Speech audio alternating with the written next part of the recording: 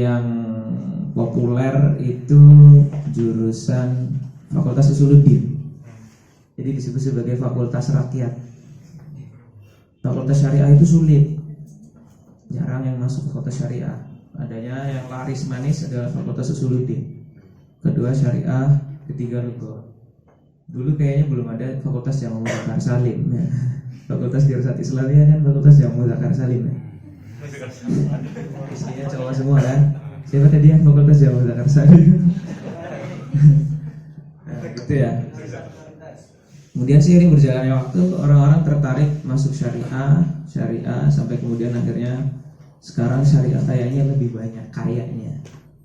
Makanya kalau orang-orang mau pindah ke syariah itu ditolak sama syu'unnya kan. Gak usah kalau masuk ke syariah, kita juga ada pusing ngurusnya kan. Jadi yang masih tersisa itu kan fakultas lughah sama dirasat Islamiyah. Oke. Insyaallah ya. Sebelumnya siapa dari kawan-kawan yang sudah pernah belajar balaghah? Angkat tangan. Pernah belajar balaghah? Angkat tangan. Di Mesir pernah belajar balaghah? DL belajarnya apa balaghahnya? Nggak pakai kitab ya. Yang pernah di pondoknya dulu belajar balaghah? Angkat tangan.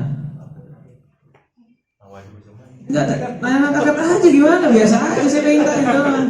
Siapa? Biar enak saya jelasinnya. Kalau nggak tahu nanti saya main bablas jelasin aja gimana. Oke, udah pernah ya, dikit-dikit lah ngerti balaghah ya. Bukan belegu kan? Balaghah nih. Balaghah udah pernah. Kalau nahwu siapa yang udah pernah sampai alfiyah? Angkat tangan. Oke, dikit ya. Kalau di bawah alfiyah deh, tapi belum sampai alfiyah, misalnya qatrun nada atau mutammimah, siapa yang atau amriti. Oke, baru sedikit ya. Oke. Jadi kenapa saya tanya seperti ini? Karena nanti kawan-kawan akan tahu kedudukan ilmu balaghah. Sakit ya, berat kedudukan terus ya. Kedudukan ilmu balaghah. Maka dari itu saya tanya-tanya dulu, apa pentingnya? Kalian sudah sampai mana belajarnya? Kalau seperti itu ya. Sekarang kita akan masuk ke pendahuluan dulu. Bismillahirrahmanirrahim. Alhamdulillahirabbil alamin, wassalatu wassalamu ala sayyidil mursalin sayyidina Muhammad wa ala alihi washabbihi ajmain. Rabbana shrah lana sudurana wa yassir lana umurana, tsabbit qulubana ala dinik. Allahumma anfa'na bima 'allamtana wa 'allimna ma yanfa'una wa zidna 'ilman. Subhanaka la 'ilma lana illa ma 'allamtana innaka antal 'alimul hakim. Amma ba'd.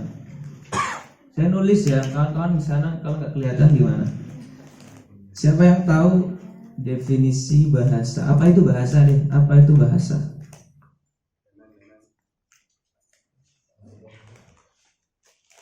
Apa itu bahasa? Angkat tangan. Apapun ngomong deh.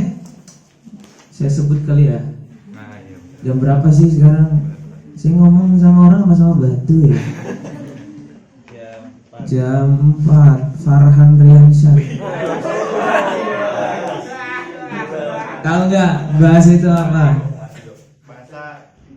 Bahasa kita ngomong bahasa. Ngomong ya. Ngomong itu bahasa ya. Kayak apa maklumat yang dipahami oleh suatu orang yang mendatangkan faedah, yang mendengar. Maklumat. Harus maklumat nggak? Ya kalau bahasa hati sih kurang paham sih. Oke. Nggak maklumat ya. Maksudnya kenapa orang nanti pada tanya definisi agar kita semuanya punya sama, kedudukannya sama, semuanya paham. Kenapa itu pentingnya namanya definisi?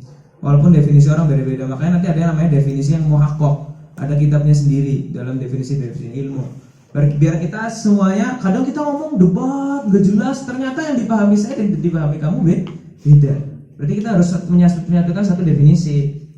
Menurut Anda apa sih? Ada orang misalnya biasanya ribut itu adalah majaz gak ada bla bla bla bla bla. Menurut Anda majaz apa? Ternyata pas diulik-ulik semuanya, ini semuanya sama maksudnya. Itu kadang ada orang beda ternyata yang dimaksud sama, istilahnya aja nggak ngerti. Gitu. Itu pentingnya definisi. Kenapa definisi itu beberapa ulama mengatakan penting sekali untuk dihafalkan. Kenapa nggak bikin definisi baru aja? Karena definisi itu yang memang sudah mencakup segala hal yang jami' mania yang kalian udah pelajari sendiri dalam ilmu mantek. Oke, kita lanjut. Menurut beliau maklumat yang bisa darinya kita mendapatkan faidah. Tambah 16 lagi berapa? 32. Fuad. Fuad ada? Ya ada. Coba Ad, apa definisinya bahasa Ad? Yang kamu tahu Ad?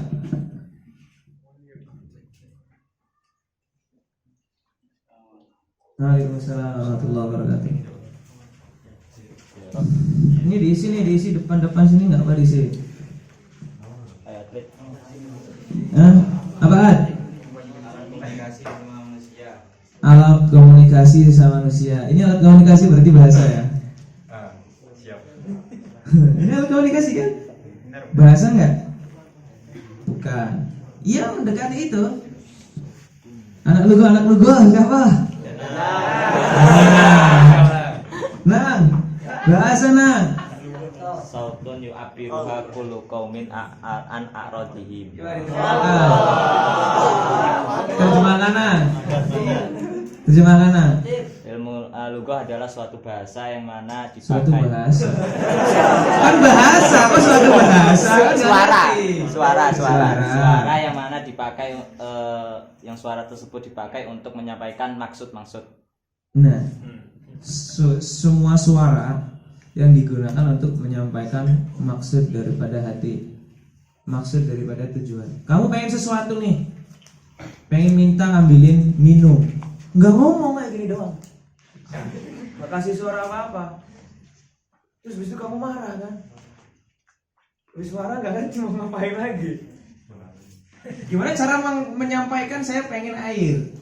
Saya keluarkan suara. Saya bukan keluar suara sembarangan kan ya? Bukan keluar suara sembarangan. Suara tertentu yang digunakan untuk menyampaikan maksud daripada isi hati. Itu definisi dari ulama bahasa dari Arab, namanya Ibnu Jinni.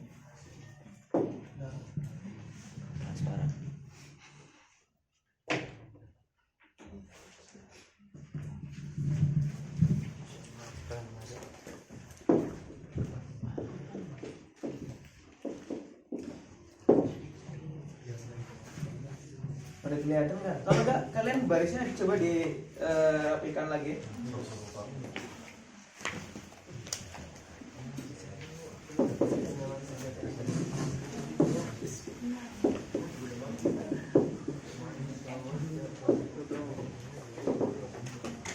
Aswatun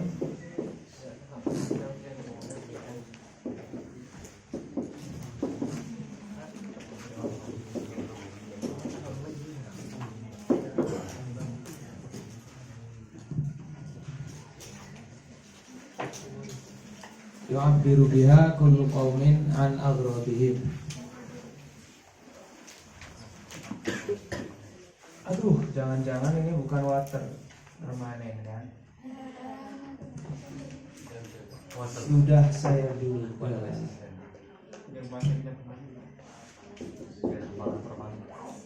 Gak ada ya? Ada. Bisa nanti lah ya. Digosok pakai minyak kayu putih kali ya. Al-lughatu aswatun yu'abbiru biha kullu qaumin an agradihim. Suara yu'abbiru biha kullu qaumin. Kalian menemukan seperti ini, susunan seperti ini. Diartikannya bagaimana? Coba siapa yang bisa menerjemahkan dengan bagus?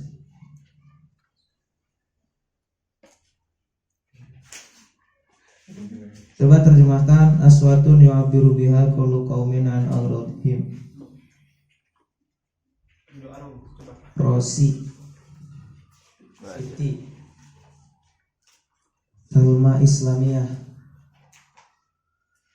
Latihan aja ya. Kok nggak ada yang keluar? Syarifatullah ini nggak ada. Oke, ulanglah sekarang jam 4. Novel Habibi. Ada Novel Habibi. Ya, coba terjemahkan. Bahasa adalah suara yang setiap kaum yang mana digunakan oleh sebuah kaum untuk mengungkapkan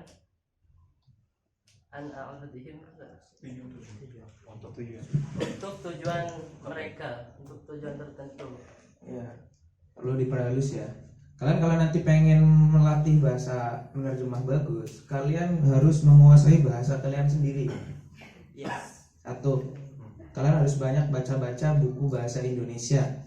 Setelah itu, tahu susunan seperti ini, tinggal nggak usah terlalu letterlek. Kan kayak gini, kalau secara suatun, dia yu'abiru jadi naat, kulu jadi fa'ilnya yu'abiru, yu'abiru biha kulu qaumin. Kita kalau menemukan kata fi'il fa'il, kita artikan fa'il dulu kan. Dalam bahasa Indonesia kan gitu. Ja'a Zaidun apa? Zaidah. Datang Zaid. Dalam Indonesia kan Zaid datang, bukan datang Zaid. Qala fulan, berkata fulan. Enggak, fulan berkata. Kalau berkata fulan dia, kalau pengen nyastra. Kalau pengen agak-agak nyastra susunan bahasa Indonesia atau Melayu tapi susunannya kayak bahasa Arab, itu kalian bacanya Babuya Hamka. Itu mirip banget kayak susunan bahasa Arab. Telah datang seorang, enggak, kita kan bilangnya seseorang datang. Itu kalian pengen susunan agak sastra adalah Babuya Hamka. Aswatun, suara-suara yang setiap kaum dengan suara itu setelah telak ya, yu'abbir apa? Mengungkapkan itu perlu kata-kata tambah lain enggak? Enggak, mengungkapkan maksud mereka. Kenapa nggak usah diartikan? Karena memang kayak gitu. Karena yu'abbiru pasangannya an, abbaro pasangannya an. Ana abbartu amma fi nafsi. Artinya saya mengungkapkan apa yang ada di dalam diri saya. Enggak usah saya mengungkapkan tentang apa, enggak usah. Karena abbaro pasangannya an. Gimana cara tahunya? Kalian kalau udah muamalah terus dengan bahasa Arab, kalian tahu ini pasangannya apa. Kayak kita kalau ngomong, kadang ini setelahnya pasangannya akan atau atas atau kepada. Kita bisa ngira-ngira sendiri karena kita setiap hari ngomong bahasa Indonesia, berita juga pakai bahasa Indonesia. Yang pas yang mana? Bahasa Arab mereka abaro pasangannya adalah an. Bahasa mudanya kalau ada seperti ini berarti suara yang digunakan oleh kaum, digunakan untuk apa? Mengekspresikan maksud hati mereka. Kita datangkan susunan serupa, misalnya kolam, ma yaktubu bihi at-tullabu, al-mil'aqah ma yakulu bihi an-nasu. Apalagi misalnya al-hidha, jangan al-hidha.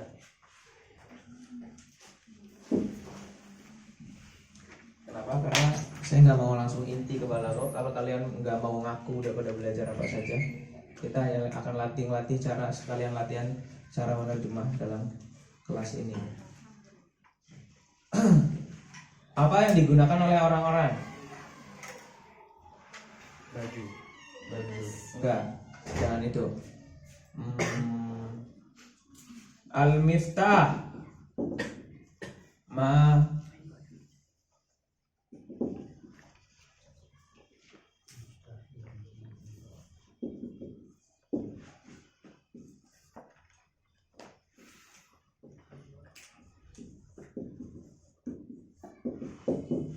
nah, saya lupa bahwa oke, kalian menemukan kata seperti ini berarti kalian langsung artikan digunakan oleh. digunakan oleh tulab, digunakan oleh orang-orang, digunakan oleh orang-orang. Pertanyaannya digunakan untuk apa? Di sini digunakan untuk menulis, digunakan untuk makan, digunakan untuk membuka. Pulpen adalah sesuatu yang digunakan para siswa untuk menulis. Sendok sesuatu yang digunakan orang-orang untuk makan. Kunci sesuatu yang digunakan orang-orang untuk membuka pintu. Bahasa suara-suara yang digunakan setiap bangsa, setiap kaum untuk takbir, untuk mengekspresikan. Mengekspresikan apa? Maksud diri mereka. Itu susunan seperti itu. Karena kalau letter luck-nya kan suara yang dengannya setiap kaum mengekspresikan maksud-maksud mereka. Sesuatu yang dengannya para siswa menulis. Sesuatu yang dengannya orang-orang makan. Sesuatu yang dengannya orang-orang membuka pintu. Itu sedikit tentang itu. Tapi saya nggak bakal bahas kayak gini banyak karena ini selingan saja. Ya biasanya bahas di pembahasan isim mausul. Kalau tidak di bab naib fa'il. Kalian kalau menemukan nanti ada pengen dia digunakan oleh itu nanti ada tempatnya sendirilah. Gitu. Ya. Itu berarti bahasa adalah suara-suara. Suara yang bagaimana? Kamu kalau lagi lapar perut bunyi. Itu bahasa bukan. Kamu kalau pagi atau sebelum tidur HP-nya bunyi. Ada suara kan, pesan masuk. Ngingetin udah malam. Besok pagi-pagi ada yang ngingetin, ayo tahajudan. Ada suaranya lagi. Apakah itu bahasa? Bukan. Suara yang digunakan oleh setiap bangsa untuk mengekspresikan maksud hati mereka. Oke, ini tempatnya. Tempat ini kita sudah semuanya sepakat ini adalah bahasa. Menurut Imam Ibnu Jinni, putranya Jinni. Jinni ya-nya bukan ya nisbah, ya-nya disukun. Dia nama barat Ibn Guini. Dia bukan orang Arab asli, tapi bapaknya itu orang Ajam. Kemudian dia masuk Islam, akhirnya jadi ulama besar Ibnu Jinni pada masa daulah Hamdaniyah. Hamdaniyah itu ada pada masa dinasti Abbasiyah. Temannya Mutanabbi, penyair besar yang akan dibahas sama Syekh Fauzi di daurah ilmu balaghah. Ya, ini beliau Ibnu Jinni punya kitab namanya Al-Khosais. Dah, berarti di sini kita tahu bahasa adalah aswat, suara. Ada yang punya stok ini lagi? Spidol.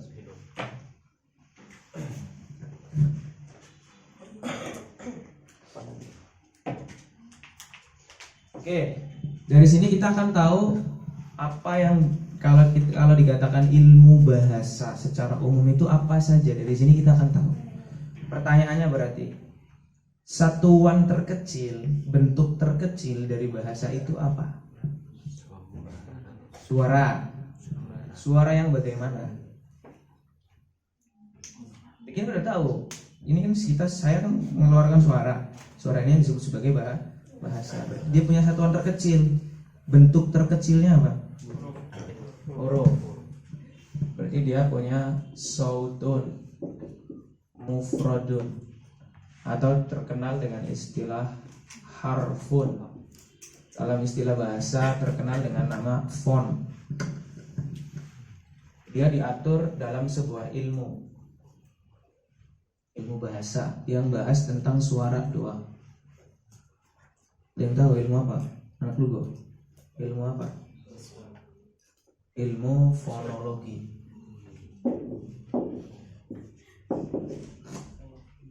Ilmu fonologi.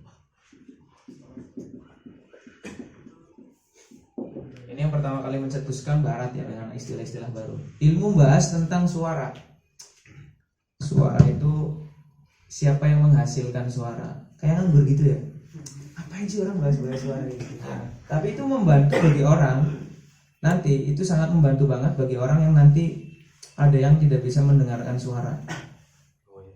Dari situ akhirnya orang-orang minta bantuan teori-teori mereka yang membahas ini. Sebelumnya sudah ada falasifah dulu banget bahas tentang suara itu apa. Kemudian nanti akhirnya jadilah alat yang membantu untuk orang yang sukar untuk mendengar. Jadi hal-hal yang kalian lihat mungkin di situ apa namanya, nama fish faidah, nggak ada faedah banget, itu sebenarnya ada faedahnya selama itu adalah sebuah penelitian.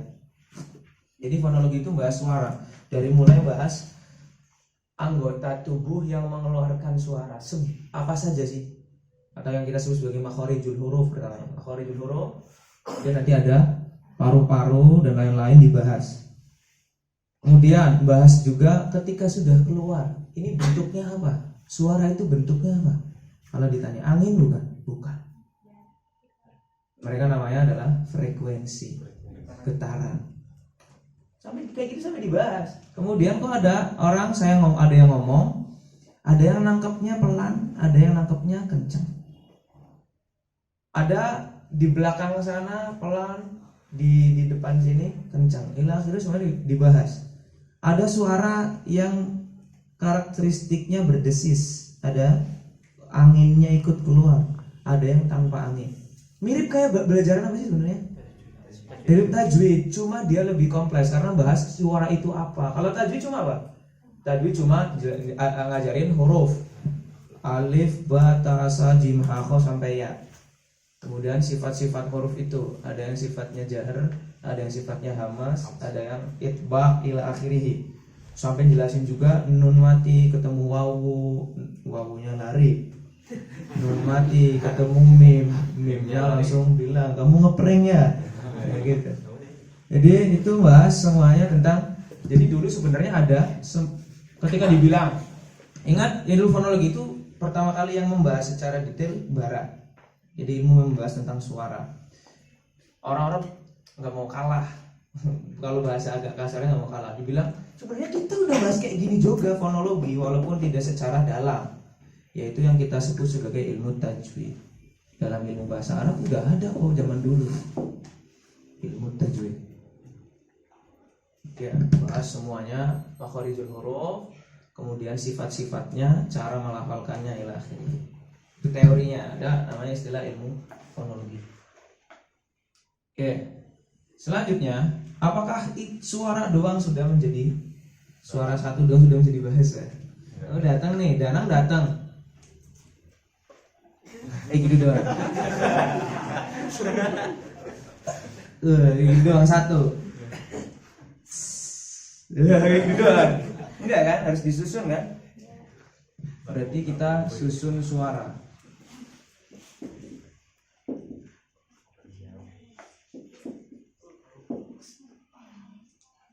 Matematika kita ya. Siapa yang nggak benci matematika? Jadinya apa? Suara disusun dengan suara yang lain.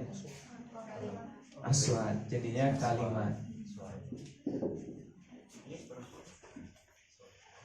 Bahas tentang kalimat. Yang kedua, berarti setelah susunan suara doang, terus itu ada berubah jadi kalimat. Kira-kira ada nggak ilmu yang membahas tentang kalimat? Sorok. Apa? Ilmu sorok. Bahasa orang-orang semi gaulnya adalah morfologi. Morfologi. Saya tulisannya kayak gini kayaknya. Ada wawunya saya lupa. Ini morfologi.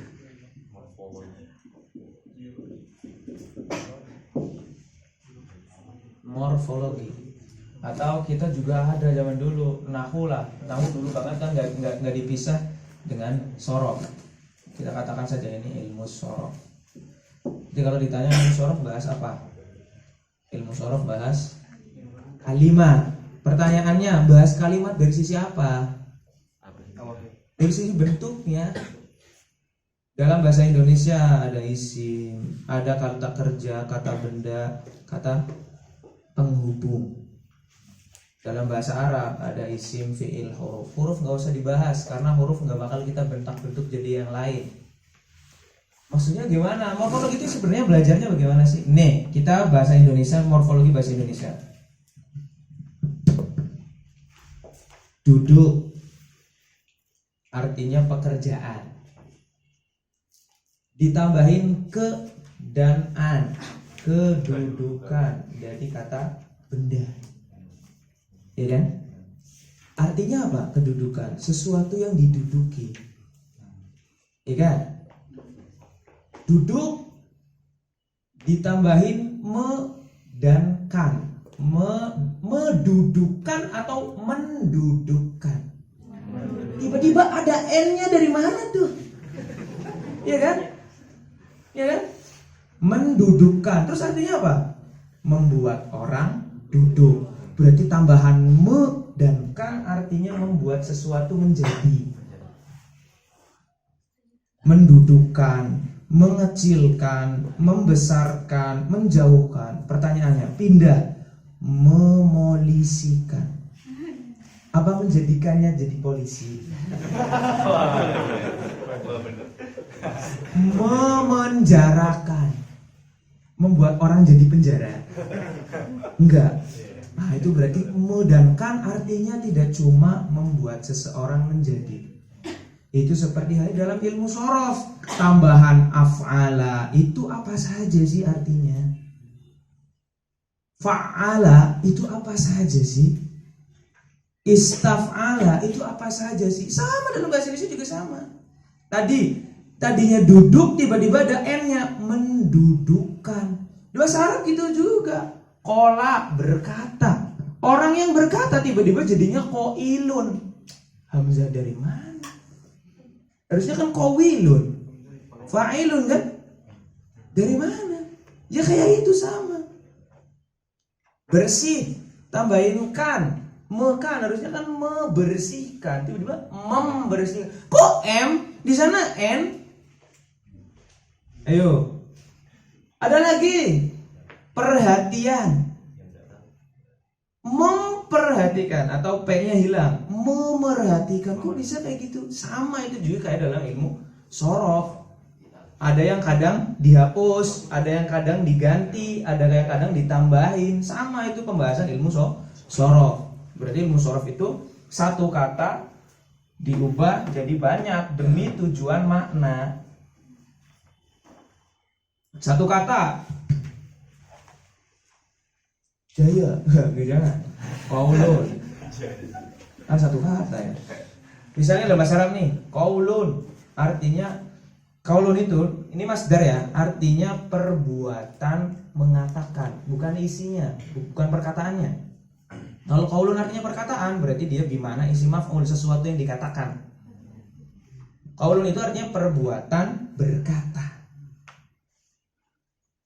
Masdar, isim. Saya pengen ngomong perbuatan berkata ini yang terjadi di masa lampau. Saya datangkan jadi qala. Harusnya wazan-wazannya itu sesuatu yang terjadi di masa lampau. Harusnya wazannya pilihannya adalah fa'ala, fa'ula, fa'ila, af'ala, istaf'ala. Ini tuh tiba-tiba qala, tengahnya mati. Itu dipelajari dalam ilmu sorof. Harusnya fa'ala. Jadi qala artinya apa? Qaulun fi zaman al-madi. Perbuatan berkata pada zaman yang lampau, artinya telah berkata. Yaqulu. Saya pengen ngomong perbuatan berkata yang sedang terjadi, yang atau yang akan terjadi. Kita tulis jadi yaqulu. Pertanyaannya, memang ada fi'il mudhari' yang wazannya yaf'alu? Fi'il mudhari kan yaf'ulu, yaf'alu, yaf'ilu, yuf'ilu, yastaf'ilu. Kalian harus hafal wazan. Aib mahasiswa Azhar nggak hafal wazan. Aib, karena bahasa Arab itu yang harus hafal wazannya. Aib. Yaqulu, ada nggak pernah dengar nggak wazan yaf'alu? Kok dia yaqulu? Berarti ada perubahan. Dipelajari dalam ilmu shorof. Tapi yaqulu artinya apa?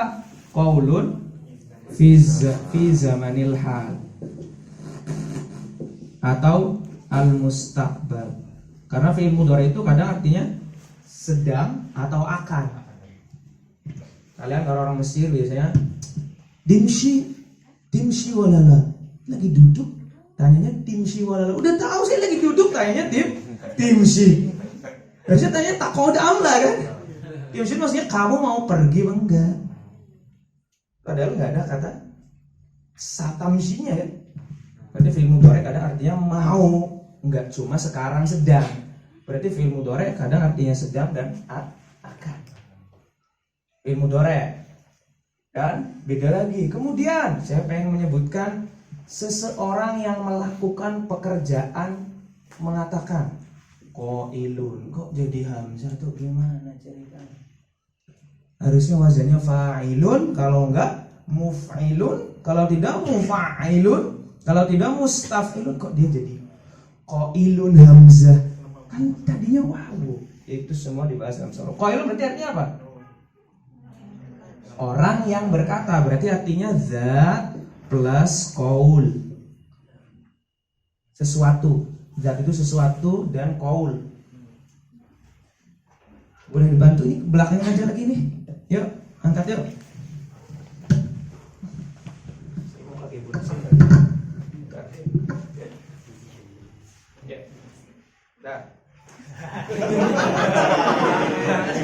Keren banget asli. Ngomong ngapain udah pindah.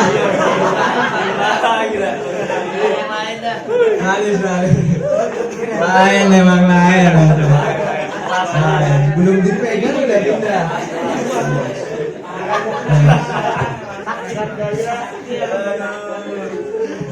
Lanjut. Sekarang pengen sesuatu yang dikatakan atau perkataan, sesuatu yang dikatakan. Akhirnya jadi maqulun. Pertanyaannya, ada enggak sesuatu yang dikatakan, sesuatu yang itu wazannya maf'ulun, mufa'alun, muf'alun, mustaf'alun. Emang ada yang maf'ulun? Enggak ada. Maka nanti berarti di sini terkena sesuatu. Kalian nanti cek lagi di muqarrar kalian di tahun 1, mesti ada nahwu sorofnya. Di bagian sorofnya kalian cek perubahan-perubahan yang mempengaruhi wazan dan perubahan-perubahan yang tidak mempengaruhi wazan. Cek sendiri. Maqulun artinya apa? Berarti sesuatu yang dikatakan, berarti zatun plus qaul juga. Terus bedanya apa dengan qail? Bedanya di sini zat sebagai pelaku, di sini zat sebagai objek. Makanya bahasanya min jihati wuqu'il fi'li minazat. Jihati wuqu' minazat. Tapi kalau di sini min jihati wuqu'il fi'li 'ala zat. Di sini fi'ilnya mengenai zat. Di sini fi'ilnya dilakukan oleh zat. Perbedaannya di situ. Kemudian saya pengen menunjukkan pekerjaan qaul. Saya ingin perintahkan, saya ingin minta dari orang lain. Tiba-tiba qul. Emang ada perintah yang wazannya full? Ada kan? Full itu kan artinya kaca. Full nih, kalian jangan sampai salah nulis. Yang kaful kaca itu begini. Tapi kalau sobahul full itu sobah al full. Full itu bunga. Sobah kalian penuh bunga maksudnya. Betul. Sobah kalian penuh bunga, sobahul full, bukan sobahul full. Full power. Kalian cek sendiri bunga full. Makanya kadang sampingnya sobahil ward, sobahil full. Itu maksudnya ungkapan pagi biar kalian paginya bagus. Naharak full. Yani kita zail full, alhamdulillah, zail full. Bukan zail full ini, banyak dong. Zai, ad-dunya masya izai, ad-dunya masya zail full. Banyak dong kalau fullnya ini. Enggak full maksudnya ini bagus, indah, wangi. Oke, cool. Gimana cool? Kapan kata amr itu kalau nggak uf'ul, if'al, if'il, af'il, fa'il. Kok ada yang begini? Kalian baca sendiri. Jadi ini wazannya bukan uf'ul, tapi wazannya langsung full. Nah, kok bisa? Kalau di sini nanti wazannya tetap yaf'ulu. Di sini tetap wazannya tetap maf'ulun. Loh, di sini jadi full, di sini kok nggak jadi maf'ulun? Enggak, makanya tadi kalian cek lagi di pembahasan sorof ada perubahan-perubahan yang mempengaruhi wazan dan perubahan-perubahan yang tidak mempengaruhi wazan. Perubahan dalam ilmu sorof itu ada berapa? Secara umumnya 4. Ibdal, mengganti secara umum. Misalnya turoth itu dari kata apa sih? Warotha, wawunya hilang tiba-tiba jadi ta. Turoth. Ada kedua i'lal itu pergantian yang berhubungan dengan huruf ilat. Nih, yaqulu. I'lal itu tidak mempengaruhi wazan. Terus ada lagi yang namanya qalbun. Bukan ini. Qalbun artinya menggeser tempat.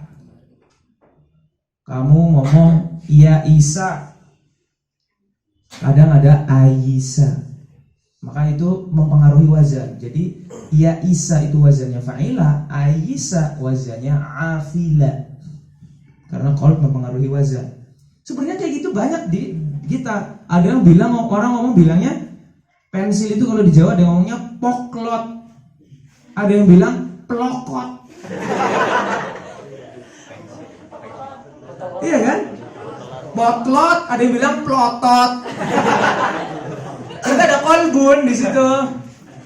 Biasanya yang sering terjadi di Mesir adalah ngomong sendok. Ngomongnya bukan mi'la, bukan mila'apoh, tapi mi'la'ah. Dibalik lam sama ainnya. Tapi nggak tahu itu fusha apa enggak, tapi itu berarti jenis namanya kolbun. Orang ngomong suami atau istri kan zaujun ya, mereka ngomongnya gauz, dibalik gauz. Ana hagawizla, maksudnya hauzawiju, tapi hagawizla, dibalik. Kaki di kepala di kaki. Ya, boleh. Itu berarti perubahan yang ketiga. Ada perubahan yang keempat. Namanya apa perubahan yang keempat? I'lal, ibdal, qalbun, sama satunya? Hazf. Ada hazaf. Hazaf itu mempengaruhi juga. Ini hazaf, makanya dia mempengaruhi jadinya full. Wazan full. Kalian cek sendiri di Quran itu ya, jangan cuma persiapan untuk ujian aja. Itulah kenapa harus ada begini nih.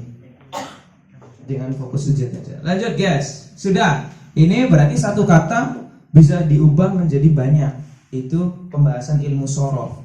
Perubahan menjadi banyak ini berarti misalun wahid ila amsilah kathiroh, tergantung maknanya. Karena makna ini beda dengan ini, beda dengan ini, beda dengan ini, beda dengan ini. Itu tugas ilmu sorof. Membahas juga perubahan-perubahannya. Diubah jadi bentuk ini kok berubahnya wazannya begini. Itu semuanya dibahas dalam ilmu sorof. Atau ilmu kerennya kalau pengen keren, kamu belajar apa? Morfologi. Kan keren kan? Kelas. Morfologi itu apa tuh? Dia taunya cabut gigi. Ya, iya guys ya. Biar saya hapus nih. Udah belum? Foto aja foto. Qaul tadi apa artinya dalam kan qaulun di zaman al-madi. Kalau masdarnya tadi Qaul itu artinya berarti hadatsun. Hadas saja, mutlaqul hadas. Masdar itu artinya mutlaqul hadas. Sebuah pekerjaan umum. Sebuah peristiwa kejadian umum. Kalau di sini berarti peristiwa qaul itu yang terjadi di sana nanti. Makanya artinya film itu telah Ini tuh sedang, orang yang, sesuatu yang di, ini yang me. Kul, lakukanlah. Kayak gitu. Di dalam bahasa Indonesia, karena kita ngertinya seolah-olah bahasa Indonesia, karena bahasa Indonesia itu makanan sehari-hari, kita nggak ngeh, padahal bahasa Indonesia kayak gitu juga. Kita cuma nggak ngeh, makanya kita kalau pelajaran bahasa Indonesia dapetnya 6. Karena kan kadang iya kan ya, justru bahasa Indonesia bahasa paling sulit, pelajaran mata pelajaran paling agak sulit nggak sih? Kalau dalam sekolah kadang sulit karena merasanya gampang, tapi ada paragraf disuruh menjelasin topik utamanya apa.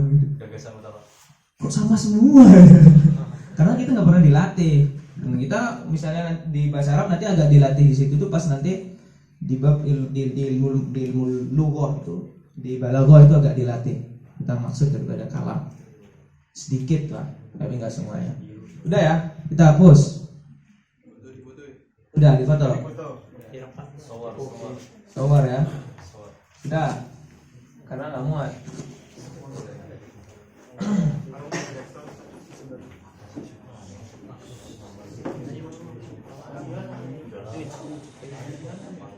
Oke. Sampai sini ada yang tanyakan? Malis ya, udah gabung, nanti dikirim di grup aja, itu kayak gitu. Selanjutnya, apakah ini sudah bisa kita sebut sebagai bahasa? Tiba-tiba jangan gandana, ganti alem. Datang tiba-tiba koe, makul, itu doang. Enggak bisa. Maka harus disusun lagi. Sautun mufrad plus sautun mufrad itu yang disebut sebagai kalimat plus sautun mufrad mamam. Yang ingat matematika mamam. Siapa yang trauma sama matematika? Kalimat jadinya apa? Jumlah atau murakkab secara umum. Karena murakkab semuanya dibahas dalam ilmu nahwu, walaupun murakkab yang tidak berfaedah, sama murakkab nih.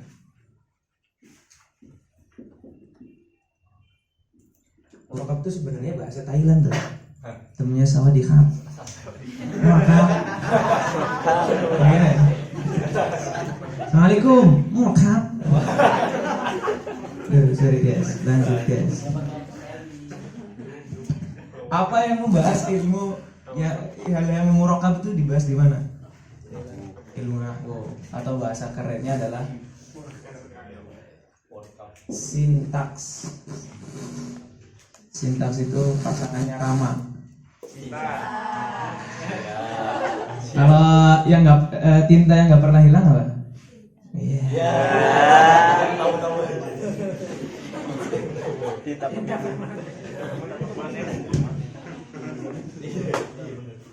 Ada pusing juga ya. Sintaks atau dalam bahasa kita ada dulu namanya ilmu nahwu. Oke, di situ kita bahas ilmu siapa?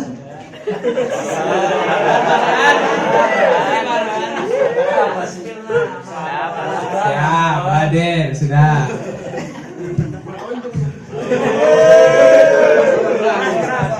Ya, Badir. Udah lanjut dulu nih. Gaskan dulu nih, lanjut. Oke, ilmu nahwu. Ilmu nahwu bahasa apa aja? Kalau secara tahqiqnya adalah membahas i'rabnya doang. Kamu kalau dalam bahasa, kalau setiap kali belajar bahasa apapun kamu akan diajarkan cara menyusun kata kan ya. Dalam bahasa Indonesia, cara menyusunnya adalah subjek, predikat, objek.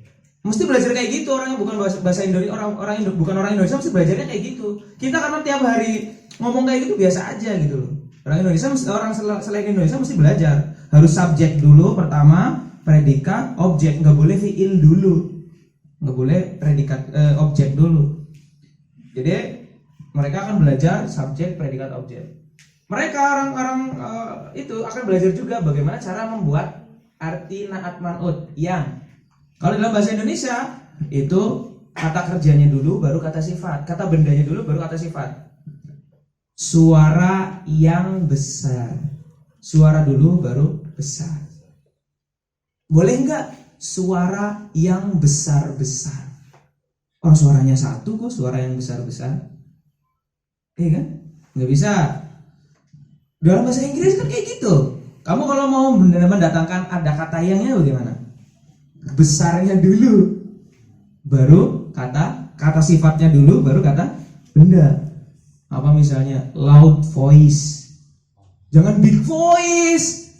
Kenapa nggak pakai big voice? Kan big besar. Ya karena suara pasnya loud. Itu di bahasa Arab juga kayak gitu. Ada kata-kata di mana kata kabir nggak semuanya dipakai untuk ini. Ada hal-hal tertentu yang memang seperti itu. Loud voice. Bedanya kalian yang lebih suka bahasa Inggris aja, jadi nganggap bahasa Arab sulit. Padahal bahasa Inggris juga gitu. Nggak bisa kita ngomong big voice itu gimana? Loud voice misalnya. Loud ya, loud voice. Dan bahasa Arab gimana cara menyusun kayak gitu artian? Maka datangkan dulu kata benda, baru kata sifat. Cuma nanti ada aturannya. Mufrad, mufrad, mudzakkar, mudzakkar, muannas, muannas. Ila akhirih. Ada alnya di sini, ada alnya.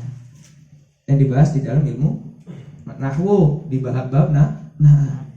Cara mendatangkan kata hubung bagaimana? Itu semuanya hampir sama, itu ada di dalam ilmu nahwu.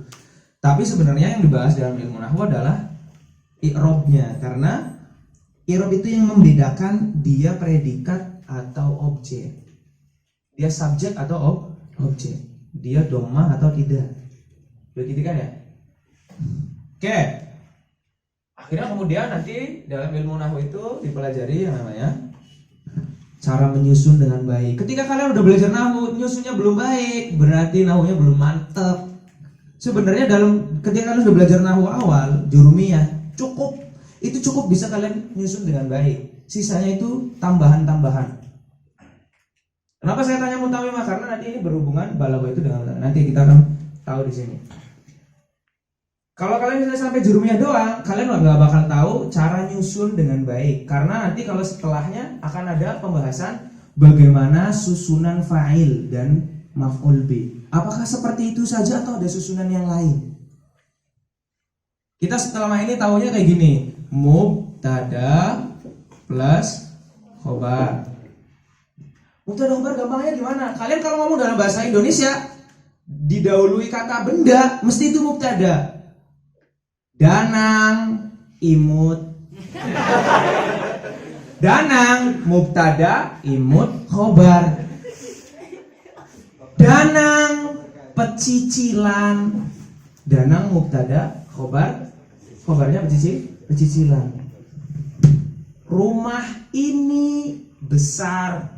Rumah mubtada, besar khobar. Itu kan gitu, itu mubtada khobar semuanya tuh. Rumah ini tinggi sekali. Rumah mubtada, tinggi khobar. Begitu. Gitu kan ya? Itu mubtada khobar kayak gitu gampangannya. Kalian menemukan dalam bahasa Arab sudah difahami berarti itu mubtada khobar. Enggak usah ragu-ragu. Tapi ternyata di tahap selanjutnya kadang khobarnya dulu baru mubtada. Seperti kamu bilang di Mesir banyak apa ya? Anjay. Di Mesir banyak anjay. Di Mesir khobar muqaddam, anjay mubtada muakhar. Fi Misr kilabun. Di samping saya ada kamu. Bijiwari anta, berarti bijiwari khobar muqaddam, anta mubtada muakhar. Itu di tahap selanjutnya. Jadi ada yang mubtada khobar susunan biasa, ada yang khobar dulu baru mubtada. Oke, itu susunan begitu. Kemudian susunan fiil fa'il. Fiil, biasanya kita tahu fiil fa'il maf'ul bi. Ada susunan yang lain nggak? Bisa kalian juga nyusun fi'il plus fa'il, maf'ul bihi-nya di depan sini. Bisa juga kalian nyusun fi'il, maf'ul bihi dulu, baru fa'il, Tapi nggak bisa fa'il jatuh sebelum fi'il, nggak bisa. Kalau ada kayak fa'il jatuh sebelum fi'il berarti itu mubtada. Gitu. Ini susunannya kan? Pertanyaannya, terus bedanya apa? Kan sama artinya. Saya bilang misalnya nih, kita contohkan satu. Mana ya ada? Kan ada yang punya spidol lagi? Nggak ada yang punya spidol lagi. Oke. Ada yang punya kakek bunsin nggak sih? Datang suruh beli spidol. Oke, coba kita lihat.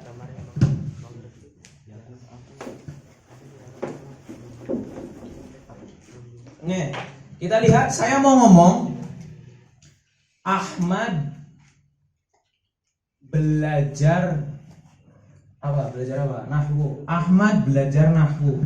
Ahmad belajar nahwu. Kamu bisa tulis pakai susunan mubtada dan khobar. Ahmad yata'allam an-nahwa. Susunan mubtada khobar. Berarti ini kamu jangan bilang yata'allam fa'ilnya apa? Fa'ilnya Ahmad. Enggak. Fa'ilnya dhamir mustatir. Fa'il itu harus jatuh setelah fi'il kalau di dalam bahasa Arab. Fa'il itu bukan pelaku, tetapi kata kalimat yang jatuh setelah fi'il yang menunjukkan arti pelaku, bukan pelakunya sendiri. Karena lagi bahas bahasa. Saya kalau ngomong nih, Ahmad la yata'allam, di situ ada pelaku enggak? Ahmad la yata'allam, Ahmad enggak belajar, ada pelaku enggak? Enggak ada, orang enggak ada yang belajar. Iya kan? Ahmad la yata'allam, enggak ada yang belajar kan? Berarti enggak ada pelaku kan? Tapi tetap kita sebut di situ ada fa'il. Nah, berarti ini maksud fa'il apa di situ? Kata. Katanya di situ berupa dhamir mustatir. Nah, di sini katanya berupa dhamir mustatir. Dhamir mustatir sebenarnya nggak ada bentuknya. Ketika bilang takdiruhu itu untuk pendekatan saja, untuk memudahkan saja, padahal nggak ada bentuknya. Dhamir mustatir. Ahmad yata'allamu nahwa. Kadang kita bikinnya apa susunannya? Pakai susunan fi'liyah. Yata'allamu Ahmadu an-nahwa. Ini susunan biasa, fi'il, fa'il, maf'ul bih. Boleh nggak susunan yang lain? An-nahwa yata'allamu Ahmadu. Bisa? Atau yata'allamu an-nahwa Ahmadu. Ribet amat sih. Bahasa biar bahasa nggak monoton. Kadang bahasa Indonesia juga gitu kadang kok. Kadang kamu ngomong, jangan yang fi'il ya. Kadang mau ngomong Ahmad belajar nahwu. Kadang kamu ngomong apa? Nahwu dipelajari Ahmad. Ahmad nahwu Ahmad sedang mempelajarinya. Kadang ada yang kayak gitu susunannya dalam bahasa Indonesia juga. Itu nanti berhubungan dengan apa kayak gini. Ngapain sih dijadian begini sih? Kok tiba-tiba ada gini ya? Keren banget ya. Kage buncin ya. Kalau anak lu gue biasanya kage bucin. Aduh. Waduh, habis tuh. Jadilah. Nggak jadi dipuji nih. Oh, yang hijau. Salah ya, salah. Oke guys, sudah. Berarti susunannya nih beda-beda nih. Pertanyaannya, apa faedahnya? Susunannya beda-beda gini. Kita dalam bahasa, kalau dalam bahasa kayak gini diartikan sama. Kamu nulis Ahmad yata'allam nahwa, Ahmad belajar nahwu. Yata'allam Ahmad nahwa, Ahmad belajar nahwu. An-nahwu yata'allam Ahmad, nahwu dipelajari Ahmad. Yata'allam nahwu Ahmad. Nah, Ahmad belajar nahwu sama secara umum. Bedanya di mana? Bedanya nanti akan kalian tahu. Di balik susunan ini terdapat rahasia. Gak cuma Krabby Patty yang punya resep rahasia. Susunan bahasa Arab juga punya resep rahasia. Itu yang dipelajari dalam ilmul ma'ani. Ilmul ma'ani adalah mempelajari asror tarokib al-kalam. Asror tarokib al-kalam. Kadang kamu mendahulukan ini, kadang kamu tidak. Kadang kamu ditanya, nama kamu siapa? Doble. Cuma jawab doble doang. Di tempat yang lain jawab, nama kamu siapa? Nama saya Dobleh, Bu. Saya dari sana, Bu. Ngomongnya panjang banget. Kamu ditanya sama orang yang kamu sebeli, udah makan belum? Ye. Kalau ada keras kalian, udah makan belum? Aku udah makan loh. Lauknya telur goreng. Panjang banget. Ngomongin aku udah makan lagi, nggak cuma dah. Berarti kadang disebutin, kadang enggak. Itu nanti akan dipelajari dalam ilmu ma'ani. Itu asror tarokib kalam. Setelah kalian selesai belajar ilmu nahwu, paling tidak mutammimah atau kotor, karena di situ ya kadang akan pelajari susunan ini. Di tingkatan jurumnya nggak ada belajar susunan seperti ini, nggak ada dipelajari. Mubtada boleh dibuang nggak sih? Khobar boleh dibuang nggak sih? Itu adanya di tingkatan qatrun nada dan mutammimah. Baru ada di situ mubtada boleh dibuang. Maf'ul bih kadang tidak disebutin. Fa'il kadang ditaruh di belakang. Maf'ul bih kadang taruh di depan. Itu ada di situ. Makanya itu kenapa saya berkata di sini ilmu balaghah itu langkahnya adalah langkah akhir setelah sampai di sini dalam kajian ilmu bahasa. Itu kalau emang belum ya nanti kita akan pelan-pelan sambil ngeliat kawan-kawan disuruh ngulangi lagi apa yang sudah dipelajari. Ini ya berarti asrar tarikul kalam itu adalah pelajaran ilmu ma'ani. Oke, nah tiba-tiba nyerempet balaghah. Ilmu ma'ani kan satu di antara 3 ilmu balaghah. Ada lagi ilmu bayan, ada juga ilmu badi'.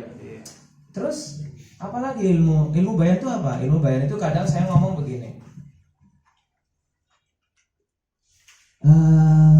Rumah saya tinggi ya. Di tempat yang lain enggak. Rumah saya itu 1 meter dari langit. Di tempat yang lain saya bilang rumah saya itu ya sama kayak sutet lah. Padahal nggak sama kayak sutet, lebih tinggian sutet, tapi bilangnya sama kayak. Tahu sutet nggak? Yang listrik, yang gede banget. Sutet. Kalau pendek? Hah? Kalau pendek? Jangan.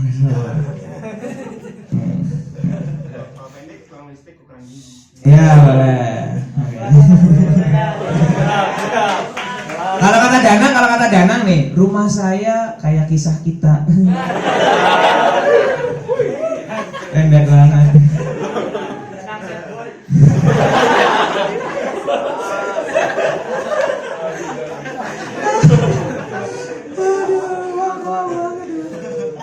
Jadi kadang kita ngomong sesuatu dilebih-lebihkan, kadang tidak. Saya kadang ngomong begini tadi. Wah, ada ulama keren banget tadi ngajar di Azhar. Biasa aja dong. Tempat yang lain saya bilang, ada laut ngajar ilmu nahwu di Azhar. Laut ngajar. Gimana caranya laut ngajar kan? Tapi ada kan kayak gitu kadang. Kamu ketemu sama orang yang kamu benci. Aku bisa ketemu setan gak ya? Itu setan beneran enggak? Bukan. Ada orang ya, siapa yang pemain Mobile Legend? Akas. Mainnya keren banget. Wah, aku tadi main sama Lemon. Kok mati? Halo? Habis ya. Gak kuat dia dengan jokes. Aku tadi habis main sama Lemon. Padahal yang main Akas. Itu majaz. Berarti kadang satu kata itu dipakai sesuai dengan arti asli. Kadang kata dipakai dengan arti yang tidak asli. Kamu ngomong, tadi aku udah tanya BCB loh.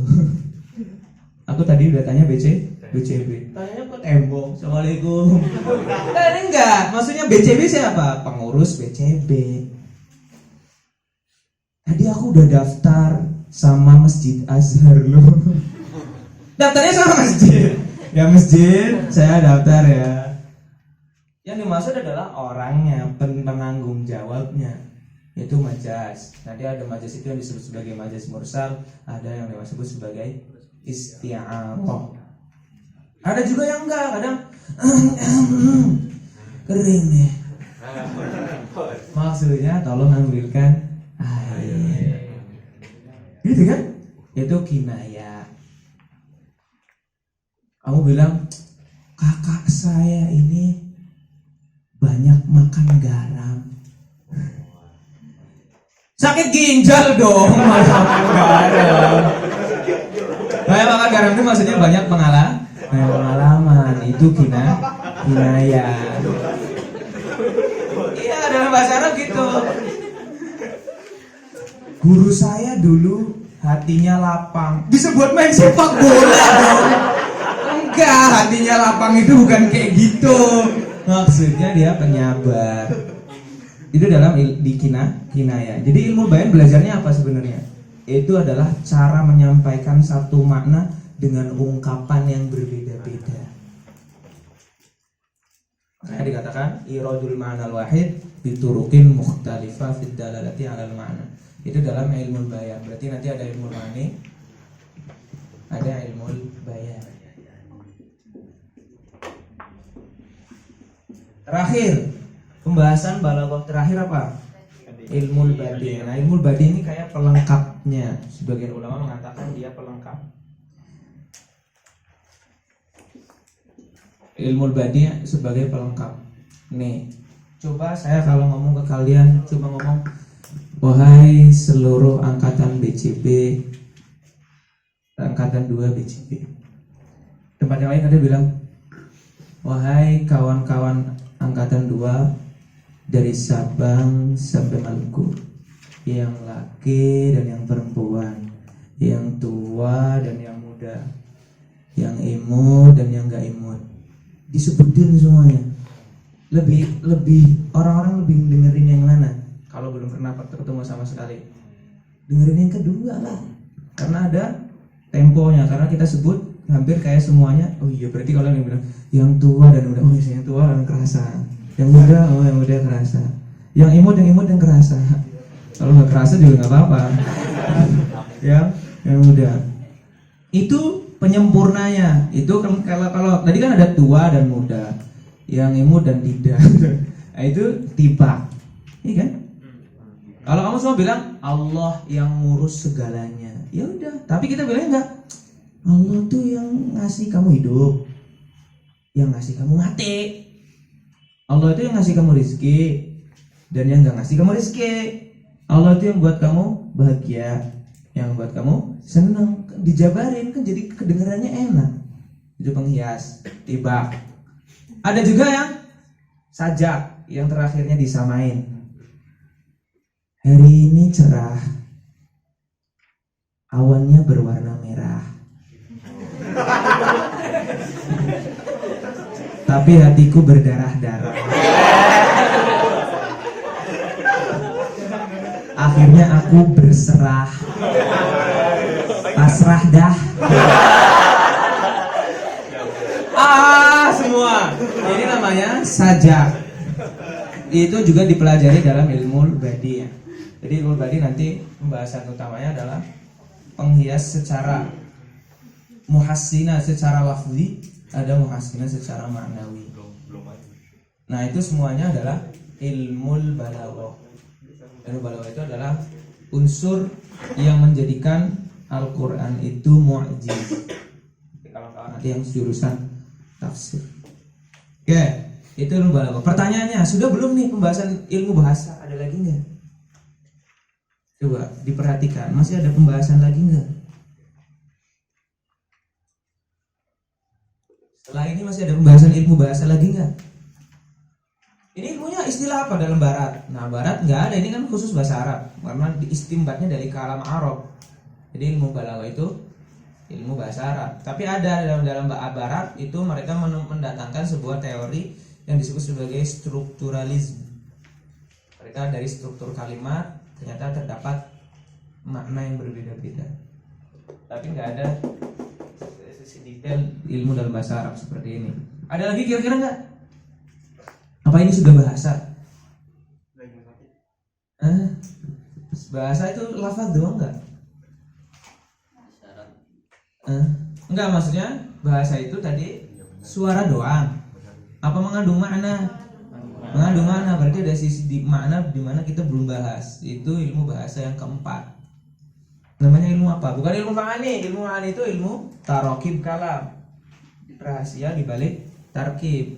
Orang nggak ngerti Krabby Patty mau tanya resep Krabby Patty apa, kan enggak. Orang belum tahu susunan yang bagus yang mana, ditanya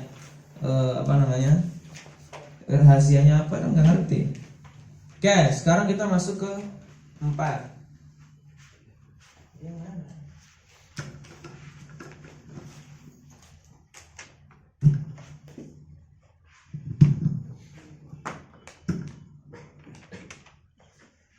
Yaitu yang membahas tentang makna.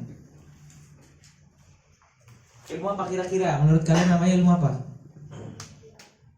Ilmu dilalah. Bahasa kerennya semantik. Oke, di Indonesia semantik. Kalian agak harus dengar ya, kalian kalau misalnya apalagi kalian yang suka nulis, kalian nanti yang mau jadi wartawan dan lain-lain harus tahu ilmu semantik. Ilmu yang bahas dalalah. Maksudnya gimana sih? Kadang ada satu mufrodat. Oke, kita jelaskan dulu ilmu dalalah. Maksudnya bagaimana? Ada satu makna. Ternyata lafaznya banyak. Misalnya, namanya fenomena bahasa seperti ini namanya apa? Dzahirah lugawiyah seperti ini namanya apa? Sinonim, taroduf. Lafaznya banyak, maknanya satu. Berarti lafaz mutaradifah. Ada lafaznya satu, maknanya banyak. Seperti ini namanya apa istilahnya dalam bahasa Arab? Lafaz mustarok. Mustarok itu bukan colokan itu ya, terminal ya.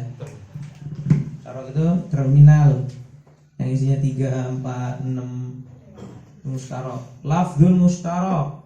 Contohnya kalau dalam bahasa Indonesia ada, cuma saya istilah Indonesianya lupa. Apa namanya dalam bahasa Indonesia lafaz mustarok? Akronim. Akronim. Akronim. Ya Rob. Apa? Bisa. Ayo, bisa artinya mampu dan bisa artinya ular. Racun ular. Kepala, iya kan? Kepala itu adalah bagian tubuh manusia yang atas ini kan? Kita bilang kepala sekolah. Apa sekolah terus dibikin ada kayak gitu ya benar. Nah, ini kepala sekolah nih. Kepala surat. Kita bikin sekarang kalau bikin surat di atasnya ada yang bunder-bunder ya. Itu kepala suratnya. Enggak. Jadi kata kepala digunakan untuk banyak artinya. Penggunaan sesuai dengan konteksnya. Ada yang lafaz berbeda, artinya itu berlawanan. Apa? Sinonim. Antonim. Salah. Antonim. Atau bahkan di dalam bahasa Arab ada satu lafaz artinya 2 dan artinya saling berlawanan. Ini juga disebut sebagai did. Ini juga did. Gimana cara bedainnya? Ya, kalian kalau pengen tahu buku yang seperti ini, cek dulu itu did yang dimaksud did yang mana. Kalau ini termasuk did juga. Ini salah satu dalam bahasa Arab keunikan. Ada yang mengatakan nggak ada kayak gini. Contohnya biasanya para ulama contohkan jalalun. Jalalun. Jalalun itu kadang digunakan arti besar, kadang digunakan arti kecil. Jalalun itu artinya kabir, sogir, perlawanan. Azim dan hakir. Azim dan hakir. Itu ada fenomena dalam bahasa Arab. Ini fenomena tentang berkaitan makna enggak sih? Iya kan? Satu makna lafadznya banyak. Para ulama nanti akan bilang lagi, enggak ada kayak gitu. Sebenarnya kalau ada satu makna lafadznya banyak, sebenarnya maknanya juga ada perbedaan. Misalnya qa'ada dengan jalasa. Ini kan termasuk sinonim, enggak? Ada yang meneliti lagi. Qa'ada itu kalau dari jalan baru disebut sebagai qa'ada. Duduk namanya qa'ada. Tapi kalau kamu lagi habis berbaring kemudian duduk baru namanya jalasa. Ada yang bilang begitu. Jadi walaupun maknanya satu sebenarnya secara spesifik beda juga. Jadi nanti ada yang perdebatan apakah benar ada sinonim apa tidak dalam bahasa Arab. Jelas berarti ada sinonim, ada mustarok, akronim, ada antonim, terus ada ini istilah did lagi. Kemudian ada juga lafaz dulu dipakai untuk sebuah makna. Seiring berjalannya waktu, gimana caranya waktu berjalan? Kemudian lafaz itu dipakai untuk makna baru. Kayak gitu kan? Ada sebuah lafaz maknanya tadinya banyak. Kemudian mengerucut ke makna tertentu. Ada penyempitan, ada perluasan. Itu berhubungan dengan lafaz. Begitu juga ada lafaz yang berkonotasi negatif, berkonotasi positif. Itu penting banget ketika kalian ingin menuliskan menjadi sebuah jurnalis. Jangan sampai salah sebut kata-katanya. Karena di situ ada lafaz-lafaz tertentu yang berkonotasi negatif. Masa saya sandarkan kata ini kepada fulan sih?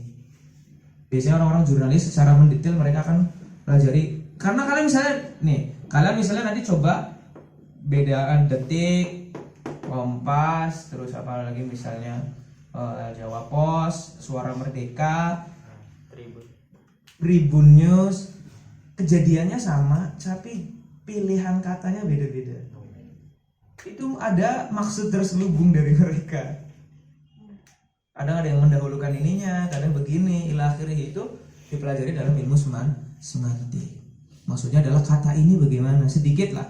Walaupun sebenarnya agak berhubungan dengan balaghah kalau mendahulukan dan ini. Tapi kalau pilihan katanya itu ada di semantik, karena kata ini menunjukkan ini, kamu kalau gunakan ini nggak pas untuk yang ini, ila akhirih. Itu yang ilmu dalalah atau semantik. Ini semuanya adalah berkaitan dengan bahasa. Berarti ada 4. Ada fonologi, morfologi, sintaks, dan semantik. Seperti itu. Kalian yang belajar agama, morfologi sedikit sajalah, fonologi sedikit sajalah. Kalian cukup belajar ilmu tajwid. Kan dari kecil udah belajar huruf hijaiyah, belajar sifat-sifatnya sudah cukup, nggak usah secara dalam. Sorof harus paling tidak banget ketika dia bilang nggak usah kita ngafalin. Kalau kan dibilang nih ada masyayikh mengatakan hafalan itu tidak baik. Misalnya, jangan kalian generalisir semua ilmu. Ada beberapa hal yang memang harus kalian hafalkan, seperti wazan-wazan, seperti mufrodat, seperti huruf. Huruf kan kalian nggak hafalin sendiri, udah hafal sendiri ya. Itu harus hafalin ya. Berarti di sini kalian di morfologi paling tidak kalian tahu wazannya. Jangan sampai ada kata nggak tahu ini isim apa bukan ya. Kemudian yang ketiga, nahwu. Nahwunya sebenarnya kalau kalian pengen menjadi alim ulama harus sampai atas, paling tidak alfiyah, minimal banget. Kaget, alfiyah gimana? Muqarrar kalian itu tarafnya taraf alfiyah. Muqarrar kalian itu taraf alfiyah, cuma porsi pengajarannya saja. Di Usuluddin cuma 1 tahun, di Syariah 2 tahun. Porsinya tuh porsi alfiyah, santuy. Itu kalau pengen jadi alim ulama. Kemudian nanti ilmu balaghah yang akan kita pelajari ini, yaitu ilmu yang mempelajari rahasia di balik susunan kalam, di balik asrar tarakibil. Nah, sampai sini bagaimana? Ada yang mau ditanyakan? Berarti ilmu balaghah itu bagusnya adalah setelah nahwu, paling tidak sudah sampai tahu kamu cara nyusun yang benar bagaimana. Di nahwu kamu akan dikasih tahu nyusun ini yang benar gimana. nyusun mubtada khobar yang benar gimana, nyusun naat man'ut yang benar gimana, fa'il boleh dihapus apa tidak, maf'ul boleh dihapus apa tidak, khobar boleh tidak, ila akhirih. Setelah itu selesai, barulah habis itu belajar yang namanya rahasia di balik itu. Itu yang disebut sebagai ilmu balaghah. Karena pada sebagian ulama mengatakan inti ilmu balaghah adalah ilmu ma'ani. Ilmu ma'ani. Ya begitu. Sampai sini ada yang mau tanyakan?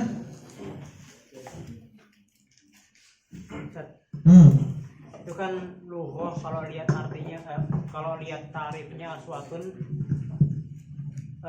berarti tidak mencakup isyarah sama kitabah. Enggak. Berarti kalau misalkan ada isyarah, orang-orang yang tunawicara, tidak disebut sebagai bahasa. Iya. Iya, tidak disebut sebagai bahasa menurut ilmu bahasa ini. Tapi bahasa bisa juga digunakan untuk makna yang lebih umum dari itu. Bahasa adalah segala sesuatu yang dengannya terjadi sebuah pemahaman satu sama lain. Bisa isyarat, bisa tulis. Iya. Sesuatu yang dengannya bisa itu bahasa secara umum. Tapi kalau dalam secara ilmu, karena kalau dibilang itu semuanya bahasa, orang ahli bahasa itu nggak mempelajari kayak gitu. Atau dibilang nanti bahasa isyarat dan yang lain-lain itu bahasa tapi berkaitan dengan hal yang luar misalnya. Itu ilmu sendirinya kalau nggak salah namanya adalah semiotika. Semiotika yang berhubungan dengan tanda, ilmu yang berhubungan dengan tanda. Kadang pakai morse, kadang pakai kode, kadang pakai bahasa apa, kadang pakai suara, kadang pakai gerakan tangan. Kalau nggak salah dipelajari dalam ilmu semiotika, berhubungan dengan tanda. Nah, sampai sini. Bagaimana bahasa itu tercipta? Nah, ini nih. Itu semuanya perbedaan yang tanpa ujung. Kalau beberapa ahli bahasa mengatakan ini sebenarnya nggak usah dibahas lagi. Ada yang bilang, karena kan kalau kita mempercayai orang pertama adalah Nabi Adam, kita nggak punya bukti otentik Nabi Adam itu dulu bagaimana. Akhirnya para ulama Islam mengatakan dengan dalil wa'allama Adamal asma'a kullaha. Dari situ para ulama istinbat bahwasanya bahasa itu diajarkan langsung oleh Allah kepada Nabi Adam melalui ilham. Sudah, dari situ sudah bahasa sedang tercipta, semua bahasa. Tinggal nanti habis itu diciptakan. Habis itu ada yang komen dong. Lah nyatanya kadang kita ada sebuah bahasa yang kita sepakati. Istilah-istilah itu kan bahasa yang kita sepakati kan? Ada bahasa yang kita sepakati, terus gimana dong? Terus ada yang bilang lagi, enggak, bahasa itu dulu awal mulanya nyontoh alam. Kita kalau ngomong suara air apa? Gemericik air, karena ada suara cik, cik, cik, cik, cik. Suara burung, cuitan, karena suara cuk, cuk, cuk, cuk, cuk. Ayam namanya kukuruyu, karena suaranya kukuruyu. Makanya dikatakan enggak, bahasa itu awal mulanya ngikut ke alam, kemudian habis itu dimodifikasi. Ada juga nanti yang mengatakan bahasa itu kesepakatan dia akhirnya nggak bakal selesai. Sampai kemudian akhirnya para ahli bahasa di barat sana mengatakan ini kita nggak usah bahas kayak gini lagi. Ini namanya asal usul bahasa. Tapi kan bahasa mudahnya adalah asal usul bahasa. Tiba-tiba misalnya kita zaman batu nih, ada hari ini misalnya ada benda yang seperti ini. Batu. Berarti kata batu itu dibuat untuk menunjukkan arti gini. Diwadok namanya. Ya gitu ya. Gak ngerti apa, tiba-tiba ada air. Berarti air untuk benda tertentu, sehingga kemudian akhirnya diwadok. Kalau itu namanya istilahnya wadok. Apakah bahasa kayak gitu semua? Enggak. Makanya itu semuanya perdebatan yang nggak ada ujungnya. Ada yang mengatakan berasal dari ilham, ada yang mengatakan berasal dari alam, ada yang mengatakan semuanya saling berpengaruh. Itu asal usul daripada bahasa. Tapi nanti ada bahasa-bahasa kemudian yang kemudian diwadok oleh orang tertentu, diwadok. Wadoknya siapa? Ada yang bilang Allah berarti melalui ilham, ada yang bilang manusia itu sendiri. Sampai sini ada yang tanya lagi? Tapi ya kedudukan bahasa ini ya, kawan-kawan di Mesir kata pengantarnya pakai bahasa Arab. Jadi kawan-kawan harus belajar bahasa Arab dengan baik. Manfaatkan kesempatan keberadaan kawan-kawan di Mesir. Mana sih? Kita dulu di Indonesia bahasa tidak berkembang karena bahasanya itu-itu saja dan nggak tahu penggunaannya bahkan. Misalnya di Mesir penggunaan jatuh itu wako'a bukan sakoto, nggak ada pakai sakoto. Di Mesir misalnya menyerahkan berkas, kita kan tahunya mengumpulkan berkas apa? Tolong kumpulkan benda-benda kalian. Ijma. Itu mengumpulkan buat diri sendiri. Kalau mengumpulkan berkas ke orang namanya taslim, menyerahkan. Tahu dari mana? Tahu dari karena kita sudah ada di Mesir. Itu karena kita tahu langsung native speakernya sendiri yang ngomong. Itu penting banget. Jadi keberadaan kawan-kawan di sini nilai plusnya banyak. Salah satunya adalah lebih menjadikan kawan-kawan mengerti bahasa Arab. Makanya kalian jadikan seluruh hal yang berkaitan dengan bahasa Arab itu dijadikan untuk pembelajaran. Walaupun kadang ada yang tidak bisa diterima karena kadang orang Mesir nulisnya Allahumma sholli ada ya-nya. Tapi itu sedikit lah kan kalau udah tahu kaidahnya ngerti. Tapi secara umumnya itu sangat penting sekali. Jangan sampai kawan-kawan di sini mengandalkan bahasa Indonesia. Terus apa gunanya kawan-kawan di Arab nanti? Salah satunya adalah itu. Karena bahasa Arab itu kunci penting lah. Apalagi nanti kawan-kawan nanti mau memahami kalamnya para ulama. Begitu. Perjalanan kawan-kawan masih panjang, tidak usah dibikin pusing. Kawan-kawan cukup sekarang ketika ada orang ngomong tertentu nggak tahu mufradatnya apa, dicatat, dicari artinya, kemudian tahu oh kata ini susunannya begini, pasangannya begini. Jangan main bikin sendiri. Misalnya apa? Ana zurtu ila, enggak, zurtu enggak pakai ila, zurtu baitahu. Ana zur baitaka, masih marah, enggak, godoba langsung maf'ul, godobahu enggak, ditagdob ala. Tahu dari mana? Dari Mesir. Kadang za'lan minni, za'lan pasangannya min. Li kita za'lan minni, berarti za'qalan pasangannya min. Karena orang Mesir ngomong. Nah, apalagi kawan-kawan sekarang dosen-dosen misalnya ngomongnya pakai bahasa fusha. Jadi itu kesempatan banget untuk lebih bisa bahasa Arab dibandingkan orang yang tidak pernah ke Arab sama sekali. Jangan di sini cuma numpang tidur doang. Gitu ya. Kalau emang mau bisa lagi agar lebih cepat, bahkan semuanya walaupun kan kita kadang temannya Indonesia juga, ya udah kan kalian kalau di luar mesti ngomong pakai bahasa Arab.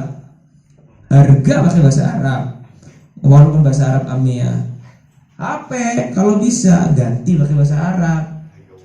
Tahu miss call bahasa Arabnya apa, di reject bahasa Arabnya apa, chatting bahasa Arabnya apa, Facebook bahasa Arabnya apa. Jadi ngerti. Itu salah satu keunggulan kawan-kawan yang ada di dalam di Timur Tengah. Itu. Jadi bahasa itu penting. Ini saya katakan, bahasa itu penting karena kawan-kawan sendiri ingin memperdalami ilmu Islam, di mana sumbernya itu berbahasa Arab. Gimana sih? Kalian kalau mau sekolah di Turki, pernah ada dengar nggak sekolah kawan di Turki? Di sana ada kelas bahasa juga, kelas bahasa Turki. Kamu di Inggris, sekolah di Inggris, makanya syaratnya apa? TOEFL-nya bagus. Kamu sekolah di mana? Maka harus ada kelas persiapan bahasa dulu. Nah itu bahasa penting, jadi kawan-kawan harus kuasai bahasa itu. Katakan, tapi bahasa Arab sulit. Kamu baca Quran bisa? Berarti nggak sulit. Berarti kan kalau sulit kan berarti kamu nggak bisa bacanya. Kalau bahasa Inggris kan enggak. Tulisannya apa? LOVE. Bacanya? Ngomong di sini aja ya. Bacanya apa? Enggak, bacanya bukan love. Love itu artinya tertawa. Love. Love itu tertawa. Love itu gimana? Love. Kayak les. Beda kan?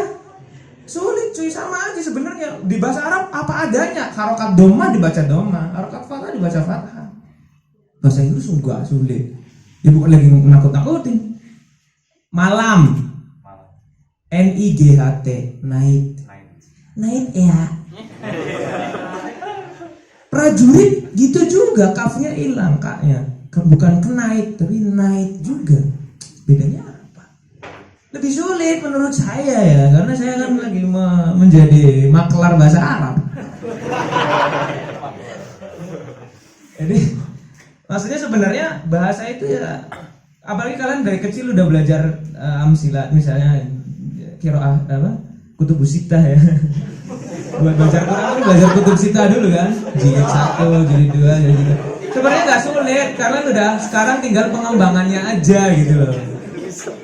Kalian udah belajar kutub sittah dari kecil, itu sebenarnya seperti itu ya. Jadi kalau memang benar-benar pengen menguasai bahasa Arab nggak sesulit itu, karena kuncinya kalian makharijul huruf bahasa Arab udah ngerti semua, tinggal memoles saja dan tinggal kalian pengen belajar apa enggak. Jadi sebenarnya bahasa Arab itu agak-agak biasa saja. Oke, selanjutnya adalah ini semua itu teori bahasa. Teori bahasa. Ada bagian yang kedua dari bahasa, dan bahkan di ilmu yang lain juga begitu. Adalah kemampuan berbahasa. Ini namanya teori ilmu lughah, ulumul lughah. Ada juga nanti kemampuan maharahnya. Kita dekatkan dengan misalnya begini, komentator bola. Dia itu ngerti ini namanya passing, ini namanya corner ya, tendangan pojok. Tahu kipernya namanya siapa, tahu sliding tackle ini itu akan berpengaruh apa, tahu wasitnya siapa. Semua teori bola dia pelajari, karena kan dia mau jadi komentator.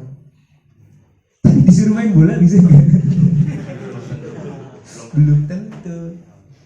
Pemain bola bisa jadi dia nggak ngerti istilah-istilah istilah secara detail dalam permainan bola. Kalau emang ngerti berarti keren banget, ya kan? Maka begitu juga dalam bahasa. Ada orang yang pinter banget nih ilmu bahasanya nih dari A sampai Z, tapi gila berbahasanya nggak bisa. Misalnya nggak bisa berbahasa dari sisi ngomongnya sulit banget, berat. Nulisnya berat. Di sisi lain ada orang ngomongnya cas gitu sampai amin. Iya kan? Amin. Tapi kalau ditanya, Pak, ini i'rabnya apa ya? Gak ngerti. Ini apa ya? Majazah bukan ya? Apa tuh Mas? Gitu. Siapa contohnya? Komentator bola juga. Siapa yang suka nonton bola di kafe-kafe? Itu kalau ngomong bahasa Arabnya Allah, il-yamin minal yamin ilal yasar. Allah, magnun ya Messi, magnun. Ngomongnya fase tulen, bener banget. Kalau ada yang nonton mungkin amin. Ya komentator bola itu kalau ditanya ini i'rabnya apa, ini tolong tafsirin kok bisa beda kayak gini, ya kan nanti. Gitu ya. Jadi kemampuan berbahasa berbeda dengan ilmu bahasa.